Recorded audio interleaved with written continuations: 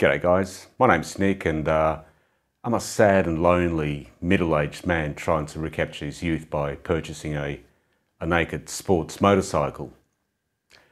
And I remember it just like yesterday because it was yesterday that I picked it up after its first 1000k service. It was the first time I switched it onto sports mode and I took it for a spin. And fuck did she go. Why the Speed Twin? Well, I've been riding since I was 18. These are some of the bikes that I've owned in the past, and out of that group, 3 deserve a mention. The GSX 1100 that I had for over 10 years. Great commuter, great for touring. I had the VFR 750 at the same time for a little while, so that was a very nice bike for its time and its age.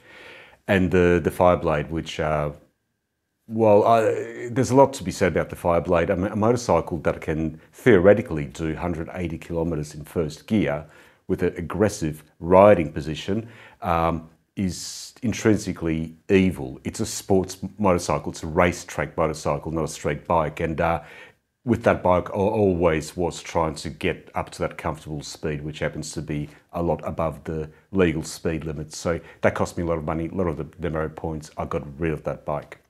I know it's boring, that's the best I can do. So about a year ago, I started looking for another motorcycle, something newer, something that I could keep for a long period of time. And the prerequisite there was it had to be European, it had to be simple, preferably air-cooled so I could maintain it myself, and it had to be naked or unfaired. And the first thing that popped into my mind when I started thinking about this was the Moto Guzzi's, especially the Moto Guzzi Grezzo, which was a relatively new bike, a couple of years ago. Unfortunately, at that time, I could only find one, and that was in Melbourne, and the gentleman didn't reply to my request, my inquiry, so that fell by the wayside. Then I started looking at the V7s, which are 750, currently the 850 actually, the brand new ones are 850, which I thought, well, it's a great looking bike as well. I'll go and test ride one, which I did. And even though the bike looked great, it just didn't perform. It was pretty much like the XV750, like power-wise. So I didn't see any point in dropping, I think it was about 9,000 Aussie, onto a bike that would perform like my 40-year-old current motorcycle. So that fell by the way. Even the 850, the latest, the brand new V7s, let's say they've got 10% more power, it's still not enough. It's like, I would get sick of it. So I went on to the Triumphs, once again, European naked. The Street Twin was 900 was the one that I test rode, and I thought it was a great bike. Once again, it sounded great, handled well. The power wasn't there. So that led me onto the Speed Twin 1200. I test rode one at a dealer, and I thought, yeah, that's the bike for me. I like this bike. Because it was used, I didn't get a choice of colour, and the price tag was $3,000 less than a brand new Speed Twin. So I thought, well, just bite the bullet and get a brand new one. How could I afford it? Well, I sold a kidney. It wasn't my kidney, but I sold a kidney. The running in period was a little bit annoying. You had to take it easy, so no constant speeds, no high speeds, don't overload in top gear. So that was a long 1,000 kilometers before the first service. It popped out of second gear 3 times. That was me shifting up from first to second, and I think that was only because I was pussyfooting around with the bike. I wasn't riding it properly, like wasn't slamming the gears in. And the other thing I noticed was, that sound you get when you throw a pebble at a spoke, a bicycle spoke, that ting sound? I kept on hearing that sound when I was riding my brand new Triumph, and I thought, what the hell's going on? And then I realised what it was. It's the tyres flipping little pebbles on the inside of the aluminium mudguards, and that's the sound, which I know is actually normal, and I just ignore it nowadays. But at first it was a little bit unnerving, thinking, what the hell's going on with my brand new bike? The pros, are you still there? Obviously it's a great bike. I bought it, I've got skin in the game, so it's all good, right? It's powerful, it handles really well. The brakes are excellent. The sound is good. It's simple, as in it doesn't have any, fluffy, unnecessary extras. I know it's got a USB charging port. I know it's got the ABS and traction control, and that's about as far as it goes. It is liquid cooled, so yeah, not quite air cooled, but it's still simple, when it comes to motorcycles.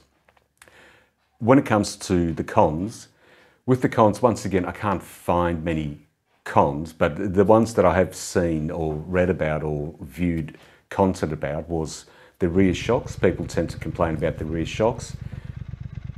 I ride and have ridden for a long, long time, but I'm not a sports rider. I don't push these bikes to the extreme. So in all honesty, I can't see anything wrong with the shocks, even though I'll go with a general consensus that, yeah, the shocks are not good enough for this, for this quality of motorcycle. I will not be changing them though, but they're good enough for me. With the fan, there's another complaint that the fan comes on, and I live in the tropics, and I do have to say that the fan does come on. When I ride to work, stop at the lights, sometimes the fan does come on, which at first I found a little bit unnerving, but in all honesty, like, the fan's there for a reason, and it's there to cool the motor when it's starting to get a little bit warm. So I think the fan should be coming on when the motor heats up. So that's not a con. It's just the way it is, all right, the fan comes on, grin and bear it, take off, let it turn itself off as the air cools the motor. Another one is the dials. All right, the dials are quite simple, but I am getting a bit old, so it is hard for me to read that fine print of that fine display. I'm not going to be wearing reading glasses to read them. I don't want them any larger because that would look dorky, but at the same time, there's nothing there that I need to read. I've got the speed analog, I've got the tachometer, that's analog. That's the only two readings I really need. Anything else is superfluous. I don't need to read it as I'm riding. I can always bend over and just put my nose right up next to the dash and read it. So once again, it would be nice, a larger, displays, but once again, it's not a deal breaker as such. With the riding position, I find it's great. I'm 172 centimeters high. I can grip the fuel tank with my knees and quite comfortably corner. At higher speeds, the wind will shift your torso up a little bit, so you've got even less weight on the handlebars, and it's just a very, very comfortable and reassuring ride. It's awe-inspiring or confidence building. You can actually hammer those corners and stay upright. But you got to ride it. Don't take my word for it. You got to ride it.